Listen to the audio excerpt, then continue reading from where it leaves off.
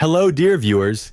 Today we'll talk about the fighter aircraft of World War II, the machines that didn't just fly, but shaped the pace and character of aerial combat. Each of them was created for a specific purpose. Each had its strengths and weaknesses. And most importantly, behind them stood real people, engineers and pilots whose decisions determined their fate. We'll go in order, starting with the machine that usually comes to mind first when someone says German World War II fighter. Messerschmitt Bf 109. The story as it really was. The Bf 109 didn't appear out of nowhere. Its origins lie in the mid-1930s when Germany was openly preparing to regain the status of a military superpower. Engineers at the Messerschmitt Company were given a task: create a light, fast, modern fighter that could surpass everything flying in Europe at the time. Work began in 1934 to 35. The prototype took to the air in 1936, and it immediately became clear the Germans had bet on speed, high-altitude performance, and vertical maneuvering. While many nations were still clinging to biplanes, Germany built a monoplane with a closed cockpit, retractable landing gear, and a powerful Daimler-Benz engine. The Bf 109 was born as a blade, sharpened for sudden high-speed strikes. Not for comfort, not for relaxed patrols, but for swift attack runs and rapid disengagement. The aircraft was small, dense, almost too compact. Because of this, it had some built-in flaws. The narrow landing gear track made takeoffs and landings dangerous, especially for inexperienced pilots. Many rookies crashed their planes on the ground within the first days. But in the hands of a skilled pilot, the Bf 109 became an instrument of surgical precision. When the war began, these fighters entered the skies over Poland, then France, and then Britain. During the Battle of Britain, the Bf 109 proved itself fast and dangerous. But it had one major issue: range. German pilots constantly operated at the edge of their fuel capacity while escorting bombers. Sometimes they had only minutes of combat time before needing to turn back. The Spitfire could remain on station longer. On the other hand, vertical maneuvers and maneuverability, climbing and sudden dives, were where the Bf 109 excelled. Experienced Luftwaffe aces used this to the fullest. It is no coincidence that many of the highest scoring pilots in history flew this aircraft. Around 30,500 Bf 109s were produced, one of the highest numbers among fighters in history. Exact loss numbers don't exist because Germany kept fragmented records, often mixing combat and non-combat losses. But one thing is certain: thousands were destroyed. Over the Channel, in Africa, on the Eastern Front, and in defense of Germany in 1944 to 45. Despite its shortcomings, tricky takeoff behavior, limited downward visibility, small range, the Bf 109 remains the symbol of German aviation. Not perfect, but brutally efficient at exactly what it was designed for. Supermarine Spitfire. Elegance and efficiency in one aircraft. When someone says Spitfire, the mind instantly goes to dogfights over Britain, the Battle of Britain, the sound of Merlin engines and gracefully curved wings slicing through the sky. But the story of this aircraft begins in the mid-1930s. Britain understood. New German fighters were a threat, and the country needed a machine that could meet them head-on.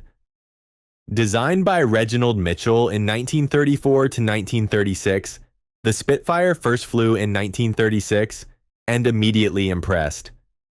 Its main advantage was the elliptical wing, which provided incredible maneuverability at low and medium altitudes.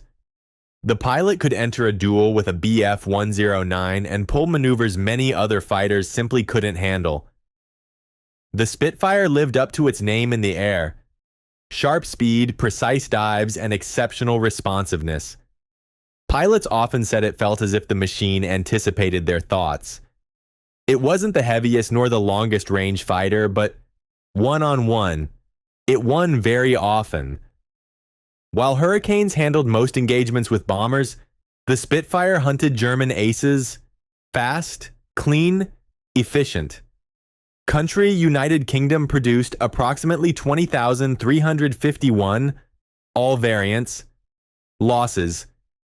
Not precisely calculated, but thousands were lost due to the extremely intense fighting over Europe.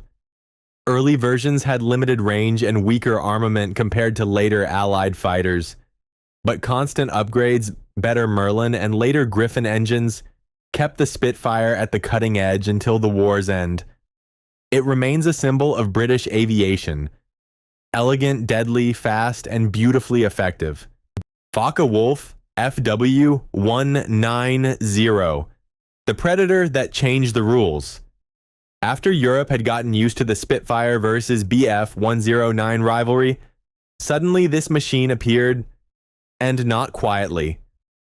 Fw 190 shocked Allied pilots so hard that some thought Germany had introduced an entirely new class of fighter.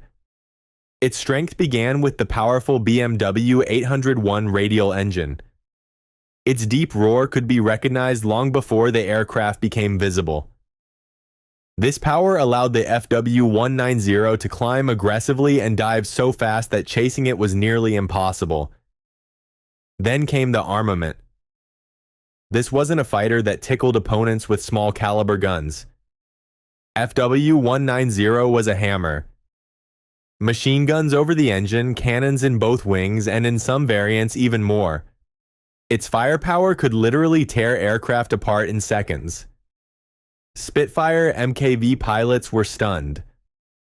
Suddenly they were being out-accelerated, out-rolled, and out-dove. Reports came in. The new German fighter Dina turns faster. Outperforms us in a dive. It was a shock indeed. The Fw 190 was incredibly versatile. Fighter, interceptor, fighter bomber, ground attack aircraft. It was durable and could return home riddled with holes. Every attack was a punch. Fast, brutal, efficient. Allies were forced to develop new Spitfire variants specifically to counter it. PP-51. Mustang. The aircraft that gave the Allies the sky.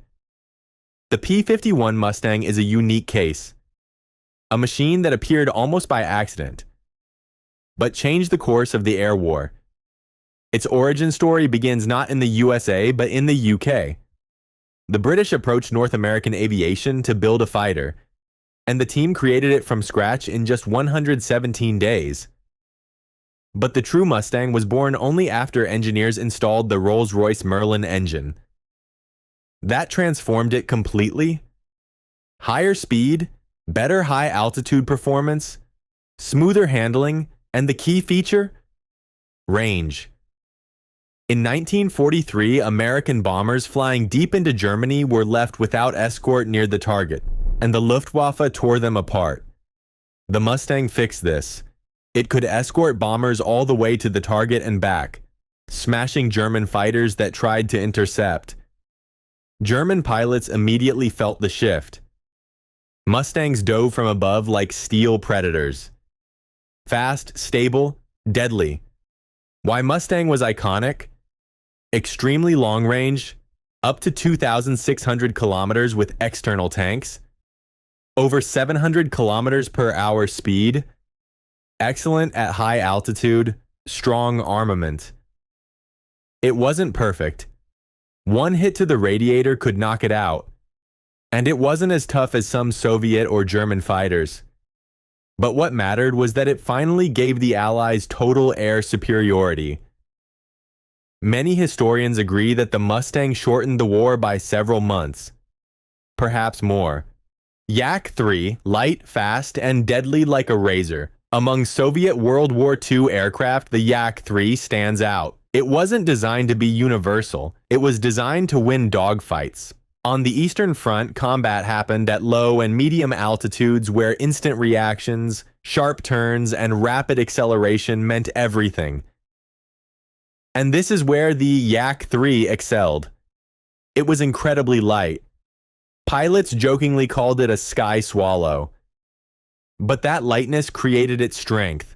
Fantastic agility, fast acceleration, tight turns.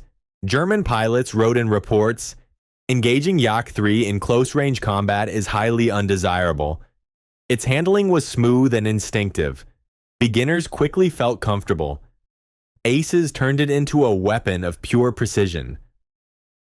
Country USSR built approximately 4,800 losses. About half with the Eastern Front consumed aircraft at terrifying rates. The most famous comparison happened in the summer of 1944 near Lviv, where Yak-3s fought Bf-109Gs and Fw-190s. The outcome? The Germans stopped engaging them at low altitudes, acknowledging the Yak-3's clear superiority there. Yes, it had flaws. Light and therefore fragile, limited armament, short range. But none of that overshadowed its primary purpose: winning the fight. Looking at these 5 fighters, you realize each was born for its own task, and each performed it perfectly. These machines were not just metal and engines. They were the combined result of engineering, pilot experience, and the brutal lessons of war. Each became a legend. Not because it was flawless, but because it fulfilled its purpose at the moments when it mattered most.